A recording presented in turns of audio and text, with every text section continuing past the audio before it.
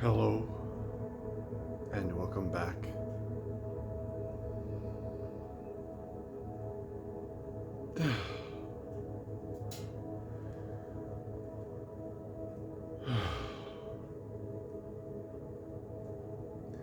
I've missed reaching out to everyone,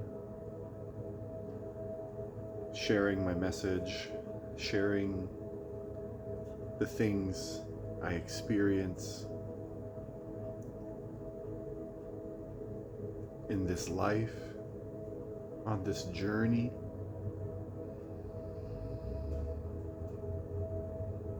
Connecting with others who can relate.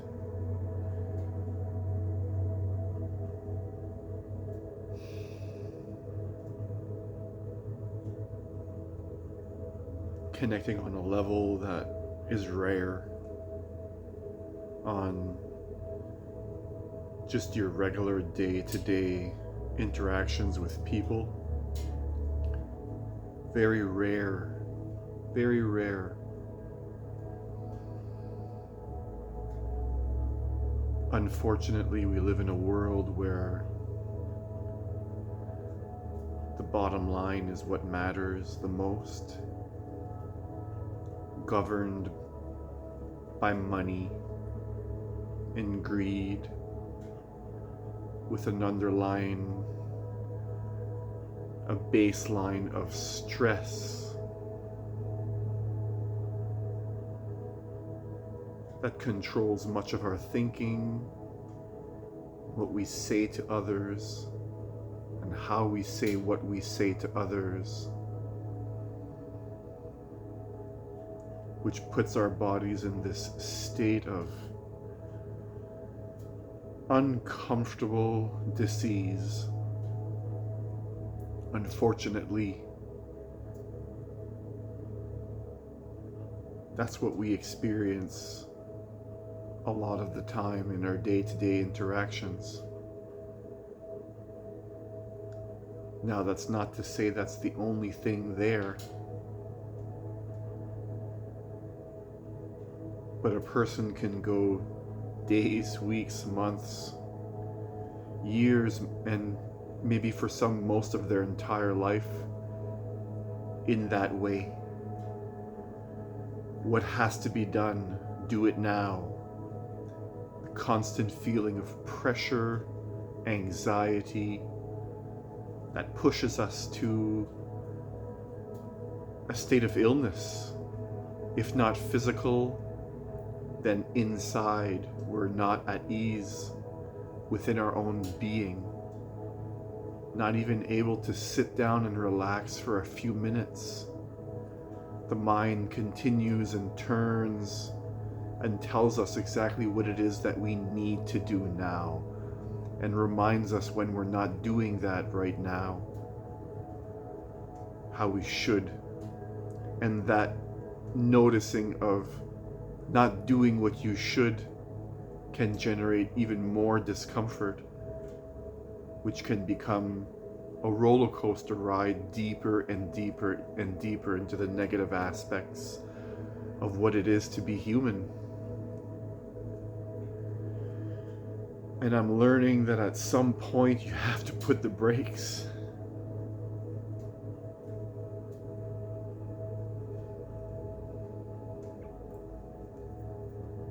That you can't just leave it go like that.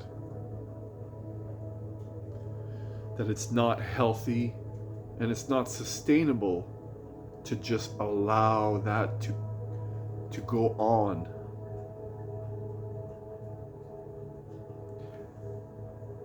And it can be difficult when everyone that you interact with is on that level. We can lose ourselves in that mess, in that entanglement, what feels like a never-ending stress and unease cycle.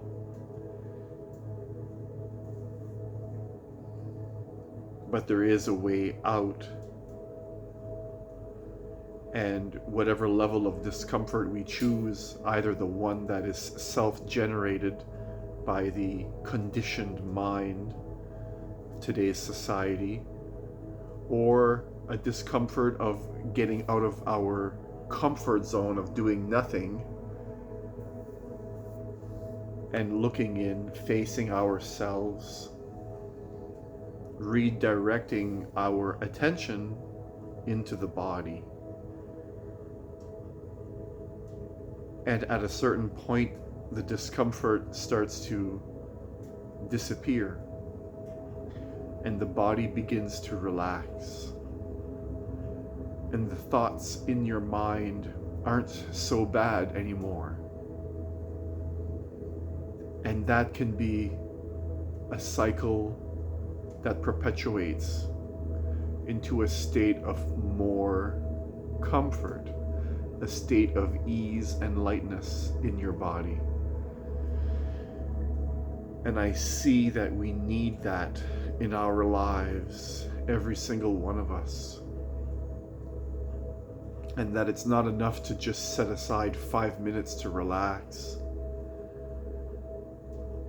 And I see that the mind generates it if we don't do something about it. The environment you find yourself in will program the thinking mind. And if predominantly the people you're around are negative and stressed, well, that can seep into you if you don't guard your gate. If you just allow everything as it is, but don't guard your gate, then it can seep into you. And what I mean by don't guard your gate is not being aware of the thoughts in your own mind beginning to link to the same thoughts they have. And it's one thing to have a conversation that resonates with that person, that negativity, that stressful state of mind, but it's another thing to allow it to a point where you become buried and now it has begun to seep into your very identity. So if you're not guarding your gate, if you're not looking into those thoughts and recognizing the discomfort that is built up in your body, the tightening of the muscles, the tightening within you, within your being itself, if you're not guarding your gate, if you're not careful, you will become the very thing that you witness in others that you wish was not in you, that you wish other people didn't do. You become a part of the world that you wish wasn't so. You become the very thing that you once saw from a perspective. You become the very thing that you recognize as stress and dis-ease. So then, with that gate wide open, you now are that. You embody that very frequency itself.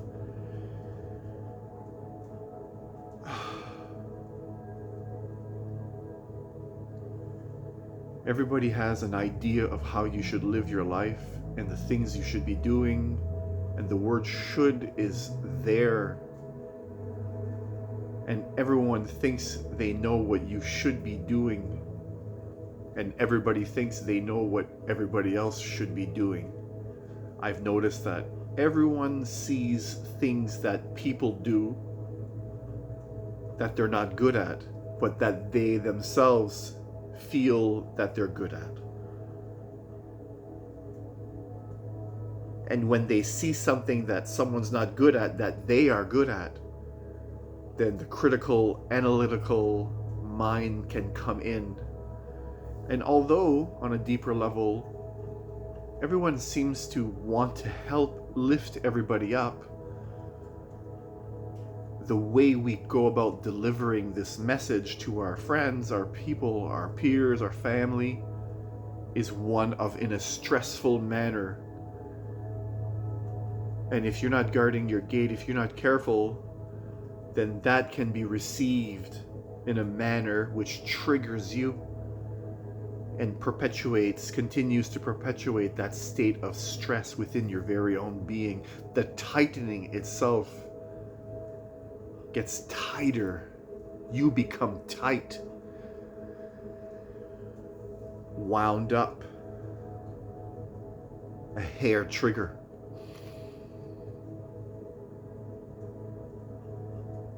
It's important to watch your thinking and to recognize when your body reacts by tightening related to the thinking, so that you can either relax the body simply with a breath, whatever, or you can look away from what the mind is yelling, the noise that the mind can be. So on either level, relaxing the body or bringing your attention away from the mind, or even both, one closes the gates so that the programming in the world, that negativity, doesn't seep into your being. And that's important. And that's important. And that is important.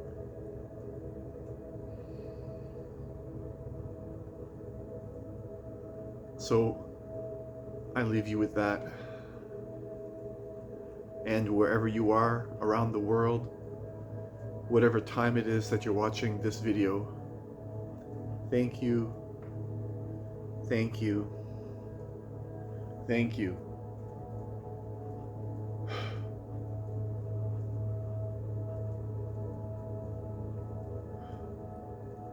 Peace.